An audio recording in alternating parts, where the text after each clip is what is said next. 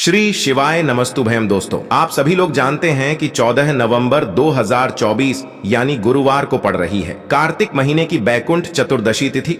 और दोस्तों, यह वह बैकुंठ चतुर्दशी तिथि है जो कार्तिक महीने में पड़ने वाली सबसे बड़ी तिथि है, क्योंकि यह गुरुवार के दिन पड़ रही है और इसका बहुत ही बड़ा और विशेष महत्व होता है। पूज्य गुरु जी ने कहा है कि अगर कभी भी मौका लग जाए और कार्तिक महीने की गुरुवार बैकुंठ चतुर्दशी तिथि को पड़ जाए तो आप लोगों को 3 हरी इलायची वाला उपाय तो अवश्य ही करना चाहिए। इन दोनों का संयोग बहुत कम आता है। आप सभी लोग जानते हो कि गुरुवार बैकुंठ चतुर्दशी का अगर सबसे बड़ा कोई उपाय है तो 3 हरी इलायची वाला उपाय है। तो दोस्तों, इस बैकुंठ चतुर्दशी के दिन आप लोगों को इस 3 हरी इलायची वाला उपाय को जरूर करना है। बहुत सारे लोग होंगे जिन लोगों ने इस उपाय को ना किया हो, मतलब पूरा साल निकल गया, उन्होंने किसी भी दिन इस 3 हरी इलायची वाला उपाय को ना किया हो। पर दोस्तों, आपके पास एक आखिरी मौका बचा हुआ है जो कि 14 नवंबर के दिन है। तो इस दिन आप लोगों को इस वाले उपाय को जरूर कर लेना है। भले ही आपने पूरे महीने भर इस उपाय को ना किया हो, पर अगर आपने इस कार्तिक महीने के गुरुवार बैकुंठ चतुर्दशी तिथि के दिन अगर इस वाले उपाय को कर लिया तो आपको इस उपाय को करने का वह फल मिलेगा जिसकी आपने कभी कल्पना भी नहीं करी होगी। इसीलिए आप लोग इस वाले उपाय को एक बार जरूर कर लेना है, ताकि आप लोगों के हाथ से यह मौका ना जा सके और आपको इस उपाय को करने का फल मिल सके। दोस्तों, यह उपाय पंडित जी ने अपनी अभी की ही श्री शिव महापुराण की कथा में बताया है, जिस उपाय को आज हम आपको बहुत अच्छे से समझाने वाले हैं। इस वीडियो को देखने के बाद इस उपाय को समझने के लिए आपको कोई और वीडियो को देखने की जरूरत नहीं पड़ेगी। तो चलिए दोस्तों, उपाय को शुरू करते हैं। देखिए, यह इस कार्तिक महीने के गुरुवार बैकुंठ चतुर्दशी के दिन यह इतना खास होता है, इतना महत्वपूर्ण होता है, देखा गया है। कभी कभी बड़े बड़े पूजा पाठ अनुष्ठान से जो मनोकामना पूर्ण नहीं होते, वह कार्तिक महीने के गुरुवार बैकुंठ चतुर्दशी तिथि के दिन एक छोटे से उपाय करने से ही आपकी मनोकामना पूर्ण हो जाती है। और बहुत सारे लोगों ने इस उपाय को किया भी है और उनको इस उपाय को करने का फल भी जरूर मिला है। अगर आप लोग भी इस उपाय को करना चाहते हैं तो आप इस उपाय को पहले अच्छे से समझ लेना, सुन लेना, उसके बाद करना। आपको इस उपाय का फल जरूर मिलेगा। और इस उपाय को कर लेने से आपके घर में चाहे किसी भी प्रकार की दुख और समस्या क्यों ना चल रही हो, आपको उसका कारण भी नहीं पता है कि भाई यह समस्या किस कारण से चल रही है, उसका कुछ भी कारण हो सकता है। जैसे पितृदोष हो सकता है या किसी भी तरह का मंगल दोष भी हो सकता है। तो इस दिन आप लोगों को यह वाला उपाय कर लेना है। यह एक ऐसा उपाय है जिस उपाय को अगर किसी विशेष दिन पर किया जाए तो भाई उस विशेष दिन का जो है वह तो हमें मिलता ही मिलता है, पर हमने उस दिन पर इस उपाय को किया है तो हमें उससे भी बड़ा फल मिलता है, और फल बहुत जल्दी मिलता है, क्योंकि आप इस उपाय को बहुत ही बड़े और विशेष दिन पर कर रहे हो। तो चलिए अब उपाय के बारे में बात करते हैं, लेकिन उससे पहले आप लोगों को यह जानना आवश्यक है कि आखिर यह उपाय किस समय करना है, किसको करना है और कैसे करना है। तो चलिए हम आगे आपको वीडियो में एक एक करके बता देते हैं।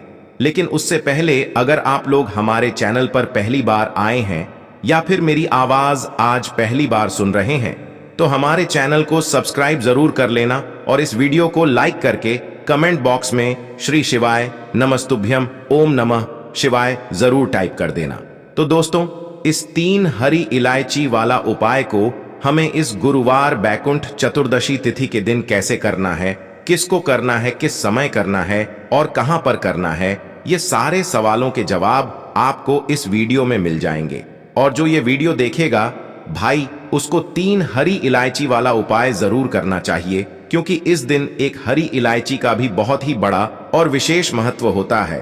और जब बात आ जाए 3 हरी इलायची की तो यह सोने पर सुहागा वाली बात हो जाती है और यह एक बहुत ही बड़ा उपाय हो जाता है इस गुरुवार बैकुंठ चतुर्दशी तिथि का। तो अब दोस्तों, इस 3 हरी इलायची वाला उपाय को आखिर करना किसको है, सबसे पहले हम लोग वह बात जान लेते हैं। तो देखो, घर की जो बड़ी माताएं बहनें होती हैं, उन माताओं बहनों में से कोई भी एक बड़ी माता बहन इस वाले उपाय को कर सकती है। और दोस्तों, अगर आप चाहे तो अपने घर में से सभी सदस्यों को भी इस उपाय को करवा सकते हैं। अगर किसी व्यक्ति की खुद की कोई मनोकामना है, खुद की कोई दुख और परेशानी है जो कि वह अपने लिए ही करना चाहता है, इस वाले उपाय को तो वह खुद अपने लिए भी कर सकता है। बाकी अगर कोई घर में से ऐसा है जो कि अपने पूरे घर परिवार की सुख और शांति के लिए यह वाला उपाय करना चाहता है, तो भाई वह भी कर सकता है। उसमें भी कोई दिक्कत वाली बात नहीं है। कहने का मतलब यह है कि इस उपाय को हर एक सदस्य भी कर सकता है और पूरे घर परिवार के सदस्य के लिए घर की बड़ी माताओं बहनों में से कोई एक माता बहन भी कर सकती है। माताएं बहनें अगर घर में उपस्थित ना हो या वह यह वाला उपाय न कर पा रही हो, तो फिर घर का कोई बड़ा सदस्य भी इस 3 हरी इलायची वाला उपाय को कर सकता है, चाहे फिर वह पुरुष ही क्यों ना हो। उसमें कोई भी दिक्कत वाली बात नहीं है।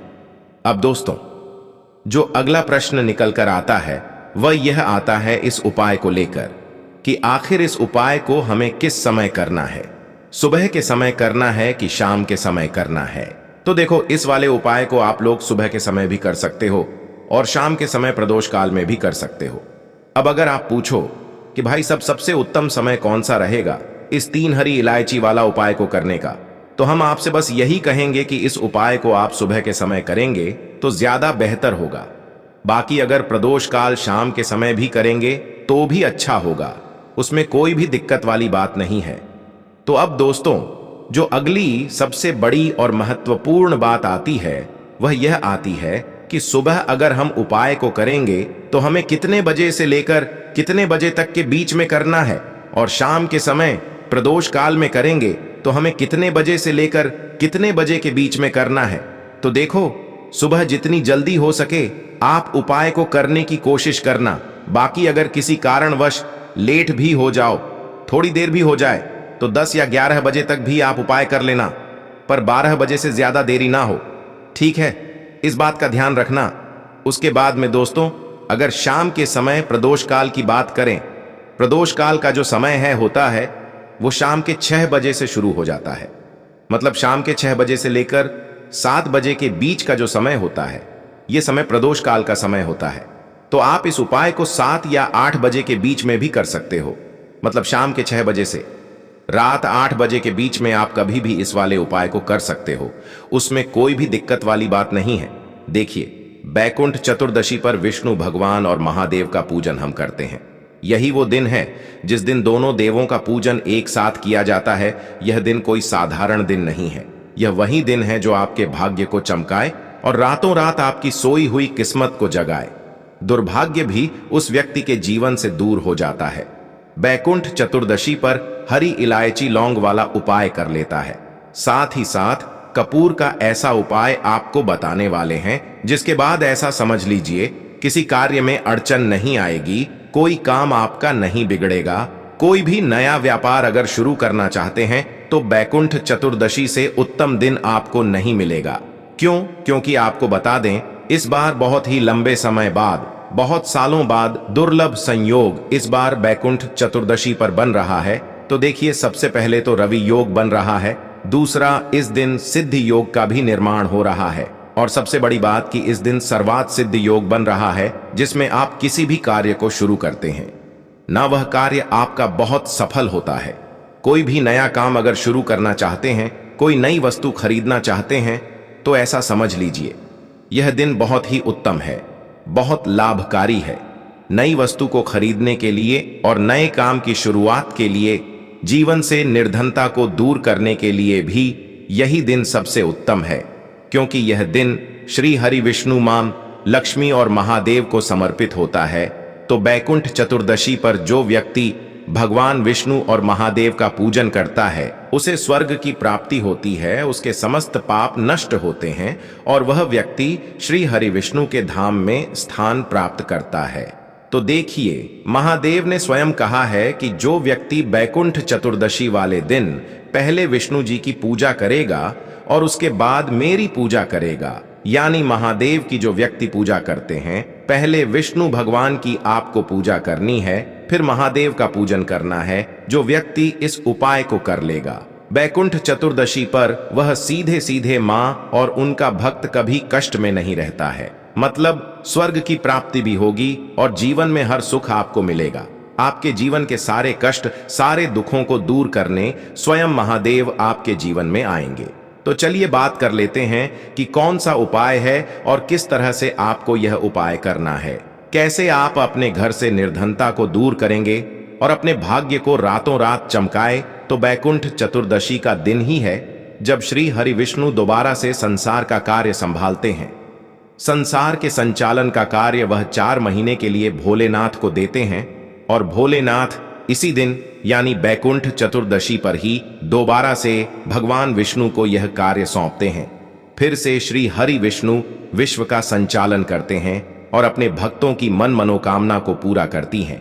अब भोलेनाथ तो बहुत भोले हैं, उनके भक्त जो उनसे मांग लेते हैं वह उनको दे देते हैं। तो बात कर लेते हैं, सबसे पहले उपाय कौन सा है जो आपको इस दिन करना है। पहले हम बात करेंगे हरी इलायची लौंग वाले उपाय की और उसके बाद आपको बताएंगे कि महादेव का पूजन आपको इस दिन कैसे करना है और कैसे श्री हरि विष्णु को आपको प्रसन्न करना है।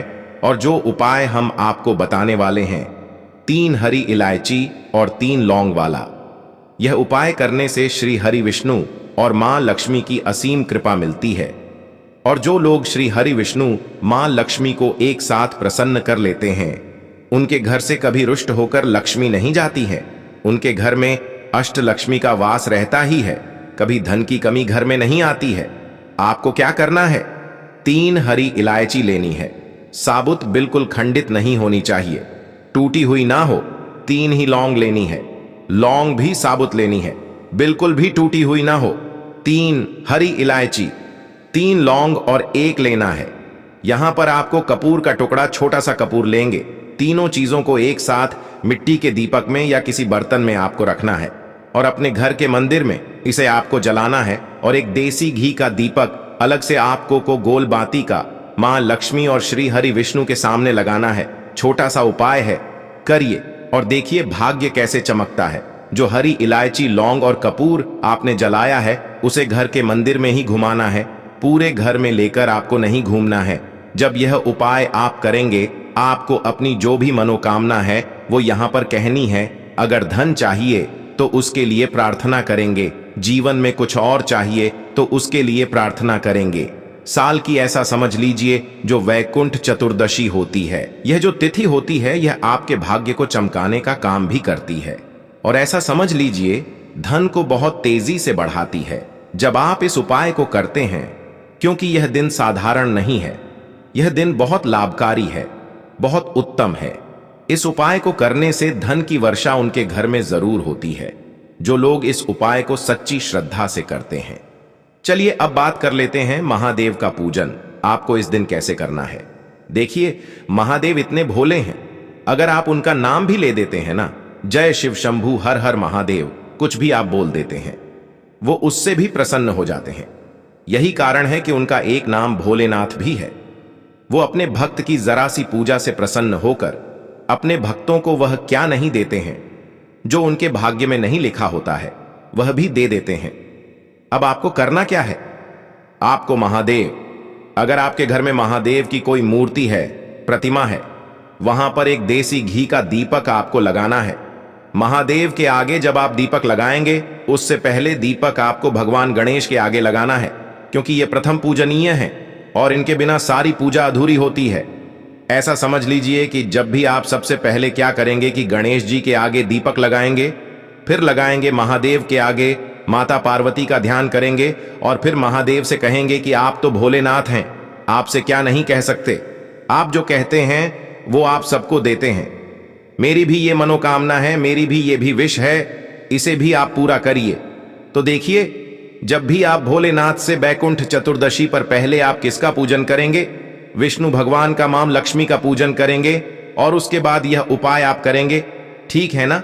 भगवान गणेश के आगे तो आप पहले ही दीपक लगाकर रख दें सबसे पहले, और फिर इस तरह से आप पूजन करें। महादेव का सिर्फ एक दीपक भी अगर आप लगा देंगे तो महादेव आपकी सारी मनोकामना को पूरा कर देंगे। तो भोलेनाथ हैं, जो मांग लेंगे वो आपको दे देंगे।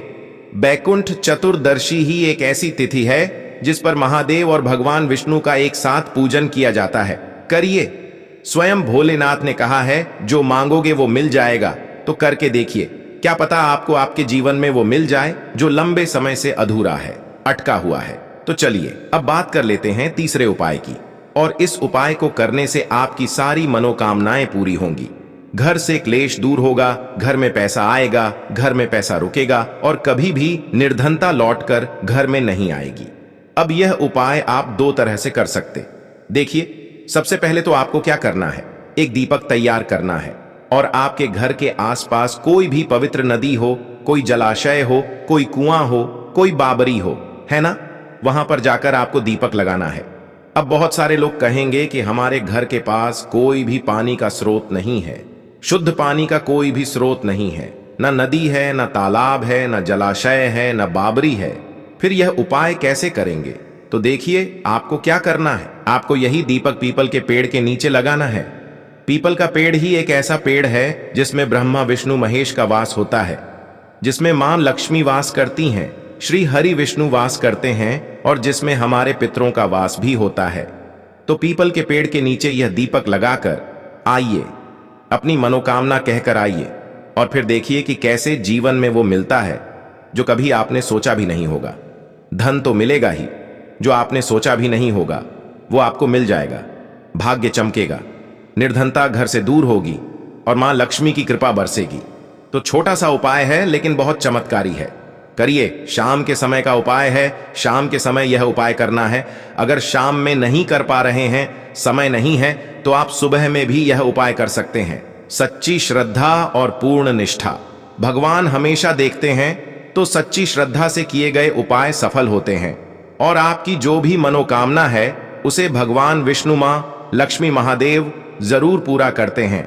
हम महादेव से यही प्रार्थना करेंगे कि आपके जीवन के सारे संकटों को, सारे कष्टों को दूर करें और श्री हरि विष्णु, मां लक्ष्मी सहित आपके घर में आए और कभी आपके घर में धन संपदा की कमी ना हो। भगवान गणपति रिद्धि सिद्धि के साथ आपके घर में आए और धन वर्षा हमेशा आपके घर में होती रहे।